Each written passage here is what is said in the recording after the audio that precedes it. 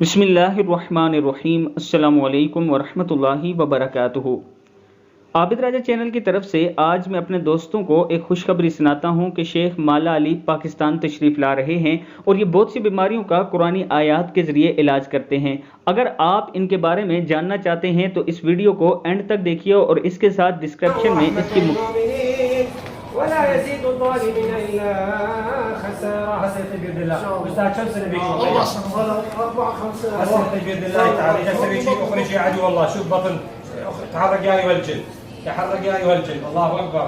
اذا انا جنس لك وأوحي إلي أنه استمع نفر من الجن فقالوا إنا سمعنا قرآنا عجبا يهدي إلى الرشد فآمنا به ولن نشرك بربنا أحدا.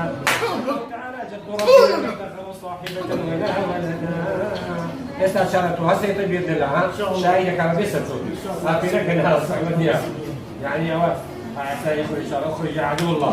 هاي سبقك سيف ولا ما اشتغلت يا عسى أنت مش شايف. شوف هذا الجن قربان تصفوش على سبقة بدي شو عملت لكم مدرسة قربان ويكون في مدرسة. ها جنب بس يطيب إن شاء الله.